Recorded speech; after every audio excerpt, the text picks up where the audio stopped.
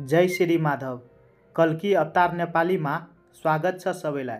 भविष्य मालिका पुराण 600 वर्ष पहिले लेखिएको यो गोप्य ग्रन्थ अनुसार सन् 2032 भन्दा पहिले विश्वका सबै धर्म एक भएर एउटै धर्मको प्रतिष्ठित हुनेछ, विश्व सनातन धर्म। तेस्रो विश्वयुद्ध कहिले हुन्छ?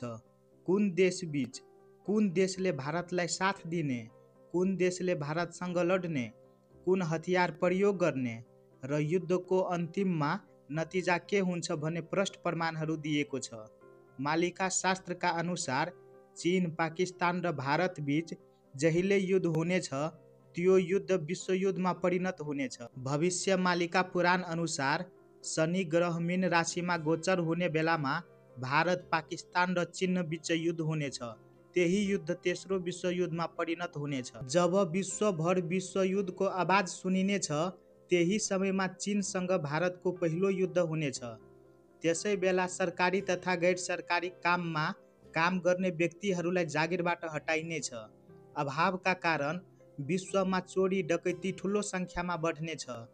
यस युद्धमा महाभारत युद्धका योद्धा भोरी सर्वा चीनको तर्फबाट भारतको विरुद्धमा लड्नेछन्। यहाँ महापुरुषले प्रमाणित गर्नुहुन्छ कि जब चीनले भारतसँग युद्ध लड्छ त्यति बेला पाकिस्तानले पनि भारतमाथि युद्ध लड्छ र चीन पाकिस्तान दुवै देश साथमा मिलेर भारतसँग लड्नेछ। भविष्य मालिका शास्त्रमा लेखिएको छ पाकिस्तान र चीन मिलेर भारतसँग लड्नेछन्। पाकिस्तानलाई टर्की, इरान, बेलायत, अमेरिका र 13 मुस्लिम देशबाट हतियार, सैन्य र वित्त जस्ता सबै प्रकारको सहयोग प्राप्त हुनेछ। तेस्रो विश्वयुद्ध हुँदा एकातिर भारत र अर्कातर्फ चीन, पाकिस्तान, तुर्की, अमेरिका, इरान र 13 मुस्लिम राष्ट्रहरू लड्नेछन्। साथै रुसले भारतलाई सहयोग गर्नेछ। रुस र भारत मिलेर शत्रु देशका सैनिक विरुद्ध बहादुरीका साथ लड्नेछन्। पूर्वका सबै देशहरू अर्थात् मध्य पूर्व भारतका सबै छिमेकी राष्ट्रहरू र युरोपका केही देशहरू सबै मिलेर पाकिस्तानसँग मिलेर भारतको विरुद्धमा काम गर्नेछ र युद्ध लड्नेछन् र समयसँगै यो संसारकै सबैभन्दा ठुलो युद्ध हुनेछ। तेस्रो विश्वयुद्धको अन्तिम क्षणमा भगवान कल्कीसँग ओडिसाको खण्डगिरी निर्णायक युद्ध हुनेछ।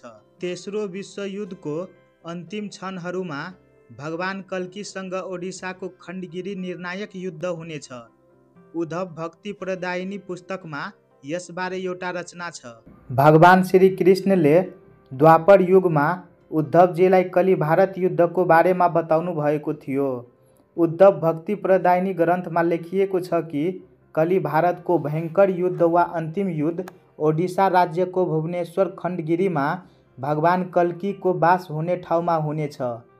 उक्त युद्धमा भारतका सबै शत्रु राष्ट्र चीन, Pakistan, Turkey, Iran, Bangladesh, America लगायत 13 मुस्लिम राष्ट्रका सेना सहभागी हुनेछन्। त्यहाँ भगवान कल्कीले पहिलो पटक सुदर्शन चक्र प्रयोग गर्नेछ।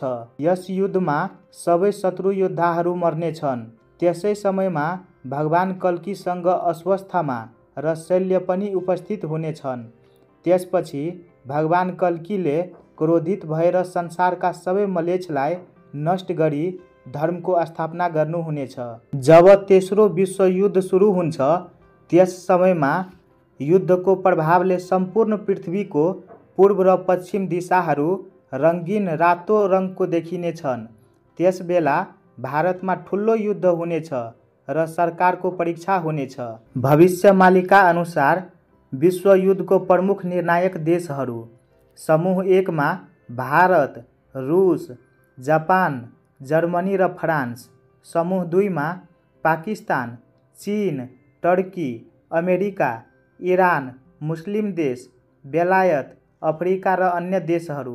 जब भगवानको अवतार कल्की महाप्रभु पृथ्वीमा आउनुहुनेछ त्यसबेला कल्की भगवानले भक्त, सन्त, सजन र पृथ्वीको रक्षाको लागि धर्म स्थापनाको कार्यलाई अगाडि बढाउन वा पछाडि लैजान सक्नुहुन्छ। धर्म स्थापनाको समय बढाउन वा घटाउन पनि सकिन्छ। भगवान कल्कीले युगको सृष्टि गर्न अवतार लिनुहुनेछ।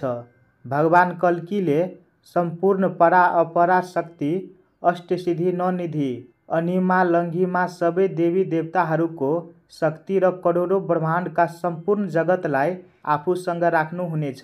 भगवान कल्कीले आफ्नो इच्छा अनुसार संसारको लागि जे शुभ हुन्छ त्यही गर्नुहुन्छ।